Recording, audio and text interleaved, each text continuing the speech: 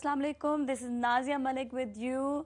जागो दुनिया, क्या हाल है आपके? आप लोग आज कुछ अलग देख रहे होंगे। आज सीट पे नादिया नहीं है, नाजिया है, सिर्फ जी का फ़र्क है। आप जानते हैं कल नादिया बता रही थी उनके फादर की तबीयत ठीक नहीं है, थोड़े से बीमार हैं वो, इस वजह से उनको वापस लाहौर जाना पड़ा। लेकिन ज़ाहिर बात है आपके लिए, आपके साथ आज 3 दिन के लिए, आज से लेकर 3 दिन तक मैं होंगी। और इसके अलावा ये कि हमें सबको जो है वो दुआ करनी है, उनके फादर जल्द से जल्द ठीक हो जाएं। कल भी हमने बहुत सारी दुआएं की। Nadia, we all are with you. आप वहाँ पे बिल्कुल काम रहना, और जो है हम सब आपके साथ हैं, हम सब दुआएं कर रहे हैं। और जागो दुनिया में जिस तरह आप जानते हैं कि हम स्टार्ट लेते हैं थोड़ा ज़रा खौफनाक बातों से, लेकिन यह है कि कोई बात नहीं, ये खौफनाक बातें हमें जानना ज़रूरी है ताकि और हम बेहतरी की तरफ आएँ, बनस्बत हम नेगेटिविटी की तरफ जाएँ, हमें पॉजिटिविटी की तरफ आना चाहिए। और मेरे साथ बैठे हैं अभी हमारे दुनिया टेलीविज़न के bureau chief, Karachi bureau chief Afzal Nadeem Dogar sahab. इनसे हम बहुत सारी बातें करेंगे related to press, related to आज की गर्मा गर्म खबरों से के ज़रिए। अस्सलाम वालेकुम जी, क्या हाल है आपके? बिल्कुल ठीक ठाक, ठीक अल्लाह ठाक का हैं। शुक्र जी। पहले रहमान मलिक साहब कह रहे हैं कि अवाम टारगेट किलिंग की अवाम टारगेट किलिंग की मोबाइल वीडियो बनाकर हमें भेजें। अगर हर काम अवाम ने ही करना है तो हुकूमत क्या करेगी? ये वैसे आप क्या लेते हैं, इसको पॉजिटिव लेते हैं, नेगेटिव लेते हैं? ये तो एक उनका बयान है, उनका अपना पॉइंट ऑफ व्यू है मेरा ख्याल। वो बयान तो उनके और भी बहुत सारे हैं। आज जैसे अखबार में उन्होंने ये भी कहा कि आज रात 12 बजे के बाद जो है वो कोई टारगेट किलिंग कराची में नहीं होगी। और ये कहना उनका कि जी कोई अब अगर सोचेगा भी किसी को मारने का तो उन्हें पता चल जाएगा, ऐसे इकदाम कर दिए गए हैं। तो इकदाम तो मुझे, मैं घर से यहाँ आया हूँ या वैसे भी रिपोर्टर्स हमारे जो हैं वो शहर में थे, रात भर देखते रहे हैं, कोई ऐसे इकदाम सिक्योरिटी के हवाले से तो कोई नज़र नहीं आए। वैसे भी टारगेट किलिंग में कोई ऐसी सिक्योरिटी जो है वो होती नहीं है कि किसके दिल में क्या है, कि वो उसने किस वक्त किसको मारना है। ये रहमान मलिक साहब को अगर पता चल जाए तो मैं कहता हूँ कि फिर तो शायद इस मुल्क की तकदीर ही वो बदल तो जाए। फिर मैं हमें कुछ कुछ नाजिल ही होगा कि जी पता जी। चले। लेकिन टारगेट किलिंग का सिलसिला नाजिया जारी है। और आज सुबह भी जो है वो कराची के इलाके सदर में जो साबका CIA सेंटर था उसके करीब ही टारगेट किलिंग की एक वारदात हुई है। एक बिजनेसमैन थे जो कि उनको सुबह घर से निकल के वो आज भैंस सुबह। कॉलोनी जा रहे थे। तो उनको घर से निकलते ही जो है वो उनके घर के बाहर जो है वो फायरिंग करके हलाक किया गया। आज सुबह की ही बात है, उन्होंने रात 12 बजे के बाद का कहा था। तो दिन है अभी, अल्लाह खैर करे, अल्लाह करे कि उनके ये इकदाम न हों। लेकिन जहाँ तक उन्होंने कहा कि आवाम जो है उनकी वीडियो फिल्म बना कर दें, समझ नहीं आती कि सब काम अवाम ने ही करना है। भाई गवर्नमेंट का कोई काम है, अवाम क्या करें। अगली खबर की जानिब आ जाते हैं। पाकिस्तान और भारत के वज़रा आज़म और सेक्रेटरीज़ के मुज़ाकरात हो रहे हैं, जिनमें मुंबई हमले पर बात सरे फहरिस्त है। और दूसरी तरफ जमातुल दावा के सरबराह हाफिज़ सईद साहब की नज़रबंदी पर पंजाब हुकूमत केस के अलहदा हो गई है। अगर हाफिज़ सईद रिहा हो जाते हैं तो मुज़ाकरात पर क्या असरात पड़ सकते हैं? देखिए, ये तो एक दुखती रग जैसे पंजाबी में बोलते हैं कि वो वाला हिसाब है। हाफिज सईद साहब या जितने भी यहाँ पर हमारी कुछ मजहबी जमातें या जिहादी जो एलिमेंट्स हैं उनके हवाले से, तो हाफिज सईद साहब के बारे में काफ़ी तहफ़्फ़ुज़ात हैं, ख़ास तौर पे भारत को।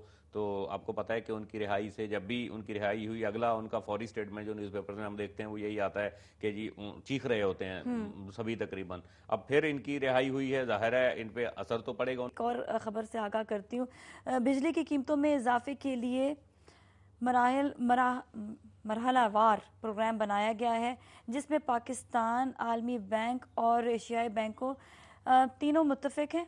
इस पर क्या तबसरा करेंगे? और एक और ख़बर साथ ही हम ऐड करते हैं कि अब गर्मियों में तो बिजली से हमें तकलीफ़ हासिल है, और सर्दियों में गैस की प्रॉब्लम आ जाएगी, उस पर भी लोड शेडिंग होगी। ये क्या चक्कर हाँ, हो गया? पहला जो इशू बिल्स के हवाले से था वो मैंने अभी कल ही एक स्टेटमेंट पढ़ा था कि गवर्नमेंट साइड पे उनको सब्सिडी दी जा रही है, इनको वापडा को भी और कई ऐसी को भी, ताकि जो रिलीफ दे शहरियों को। तो 3 महीने का तो उन्होंने कहा था कि बिजली की कीमतें यही रहेंगी। उसके बाद वो वर्ल्ड बैंक से जिस तरीके से भी वो होगा वो दोबारा से वो रजू करेंगे। तो वो तो बढ़नी तो हैं, जाहिर है। तो हमारे यहाँ तो ये है कि पहले तो हम सुनते थे कि जून का बजट आता था, उसके बाद कीमतें बढ़ती थी, ज़ख़ीरा अंदोज़ी होती थी, सिर्फ 15 दिन का एक इशू होता था। उसके बाद सुकून से लोग बैठे हैं कि पता है कि अगले साल बजट में ये चीज़ें होती हैं। अब यकीन करें, एक चीज़ लेने जा रहे हैं तो दूसरी की बड़ी होती है, कि मैं दूसरी लेने जा रहे हैं तो तीसरी चीज़। अभी आप बिजली के बहरान और सारी चीज़ों से हो रहे हैं, अब पहले से उनके ऊपर दूसरी टेंशन डाल दी कि गैस बंद होनी है। कॉलर है, कॉलर ले लें। जी बिल्कुल। कहने से। हेलो जी, अस्सलाम वालेकुम। जी वालेकुम सलाम, कैसी हैं आप? ठीक मैं हैं? ठीक ठाक। हमारे साथ कौन है? मैं सीमाब हूँ कराची से। आपका रश प्रोग्राम देखती रहती हूँ, बहुत अच्छा प्रोग्राम पेश करती हैं और ये भी थैंक यू प्रोग्राम सो आज आप मच। बहुत अच्छा पेश करेंगी। थैंक यू सो वेरी गुजारिश मच अर्ज ये सीमाब। है कि जी आप जी। मीडिया जो है एक बड़ा शफाफ मसीहा होता है और जिस तरह से आप लोग आवाम के मसाइल को उजागर कर रहे हैं, ये बहुत खुश आइन बात है और आप ही लोग एक उम्मीद की नज़र हैं। ये जो मेरे भाई सहाफ़ी बैठे हुए हैं, इनका भी मैं तबसरा हासिल करना चाहूँगी। देखें, अब तक जुलाई तक, इस साल 2009 तक कराची में टारगेट किलिंग में 425 अफराद हलाक हुए और उनमें से एक भी अफराद की FIR दर्ज नहीं की गई। 99.9% जो है अफराद की FIR दर्ज नहीं की गई। और हमारे जो वज़ीर दाखिला साहब हैं वो ये फरमा रहे हैं सिंध के कि जी हम जायजा ले रहे हैं। अब इतने अफराद की हलाकतें हो जाएं तो क्या पाकिस्तान में दो तरह का कानून है? Where is the writ of government? क्या सवात में काम होता है तो हम वहाँ ऑपरेशन शुरू कर देते हैं? कराची में हम अपने इत्तेहादियों को खुश करने के लिए हम एक दूसरे के खिलाफ FIR नहीं दर्ज कर रहे हैं? क्यों?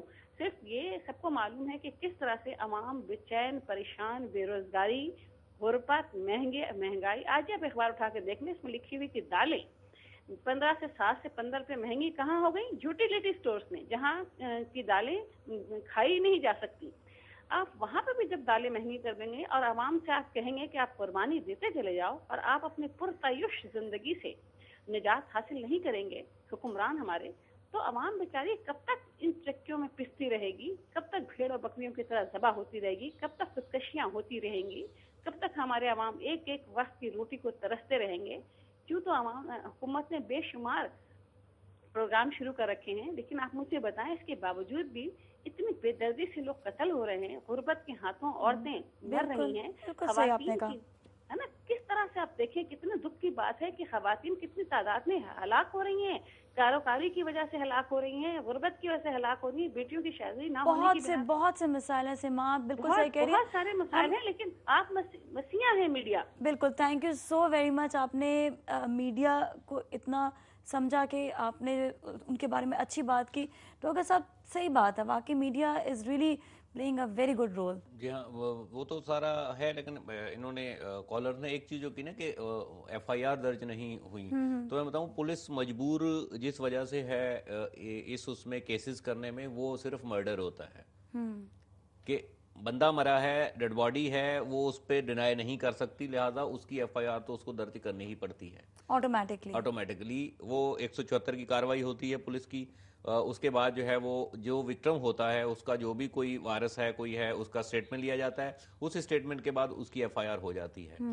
तो ये जो इन्होंने कहा कि इस पे तो मैं इत्तेफाक नहीं करूंगा, क्योंकि इनके तमाम जो टारगेट किलिंग, एक बंदा मरे या 10 मरे या जिस जिस एरिया में हूं, ये होता है कि एक ही इवेंट के अंदर अगर 10 लोग मर गए टारगेट किलिंग में तो उसकी FIR एक होती है। लेकिन आगे केसेस जो है उनमें प्रॉब्लम आती है। बात एक FIR दर्ज हुई, वो इन्वेस्टिगेशन में ट्रांसफर हो गई, उसके बाद वो फाइल बढ़ती चला जाता है, ढेर उसका वो पूरा 1 साल होता है। उसके बाद उस पूरे 1 साल का उसको वो रसी लेते हैं, उसके बाद से उस साल की जो पूरी है वो केसेस अलग डाल देते हैं।